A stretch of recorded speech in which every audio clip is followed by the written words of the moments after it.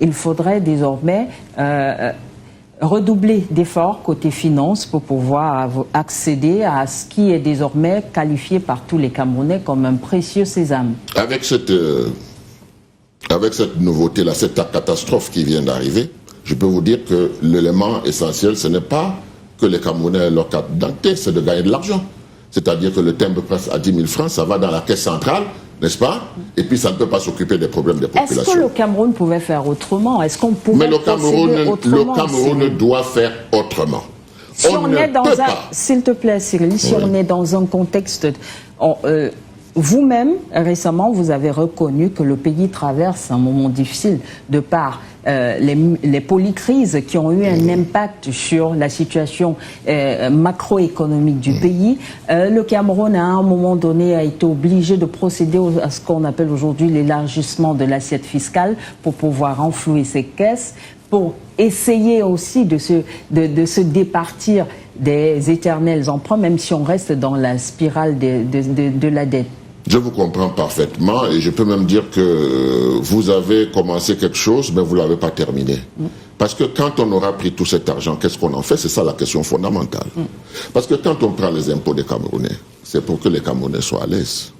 Quand vous circulez aujourd'hui, vous allez à Edea, j'étais à Edea hier, tout est abandonné, n'est-ce pas? On a pris de l'argent, on a mis pour faire des, comment vous appelez ça, les barrages où on paye...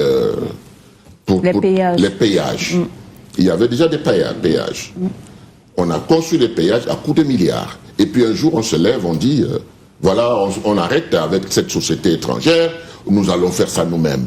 Des milliards. Pendant ce temps, les routes ne sont pas arrangées. C'est ça le Cameroun d'aujourd'hui. Il faut qu'on soit sérieux. Nous voulons bien que les Camerounais payent les impôts, mais qu'en retour, qu'ils voient ce que ces impôts font.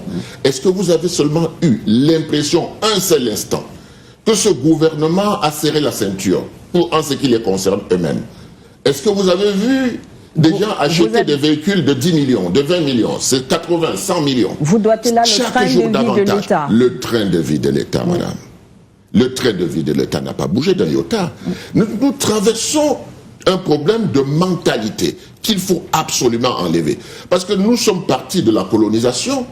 Le blanc est parti, il a laissé le noir colon, avec tous les outils de la colonisation. Et il continue à coloniser le peuple. Le peuple ne peut pas payer les impôts et ne pas avoir en retour des infrastructures. Le gouvernement ne peut pas dire qu'il est en difficulté et on ne voit pas des mesures drastiques pour qu'il fasse des économies sur les dépenses. Nous n'avons pas des investissements, nous avons les consommations. C'est un problème, madame. Nous avons dit, nous allons à la décentralisation. Les communes, les régions vont avoir leur part de choses à faire. Ils ne veulent pas lâcher du lest. Et vous voyez que les cartes nationales d'identité, c'est Douala, Yaoundé, peut-être Garoua, mais c'est pas ça. Moi, je pense qu'on avait déjà une organisation. Il faut faire des choses comme on fait partout dans le monde, qui s'occupe des actes de naissance, qu'on renforce cela, qu'on leur donne d'autres moyens pour qu'ils puissent nous faire des cartes nationales d'identité et des passeports. Et ce serait justice, parce que la police, c'est pas son rôle. Dans aucun pays au monde, on ne fabrique les cartes d'identité par les policiers. La police peut venir contrôler, n'est-ce pas, comment ça se passe, etc., etc. Mais ce n'est pas leur rôle. Est-ce qu'aujourd'hui, sans toutefois voir tout en noir ou peindre tout en noir, est-ce qu'aujourd'hui on peut dire exactement qui est Camerounais et qui ne l'est pas? Mais justement, vous arrivez là, vous voyez donc que je ne peins rien en noir. À partir du moment où le souci du gouvernement, ce n'est pas de savoir combien nous sommes et qui nous sommes, comment nous sommes, ça veut dire que les niches pour décrocher de l'argent vont augmenter. Qui vous dit qu'il n'y aura pas une ordonnance l'année prochaine pour que ça passe de 10 000 à 20 000 francs? Et vous savez, le Cameroun est le seul pays où on ne parle pas en termes d'augmentation de 10%.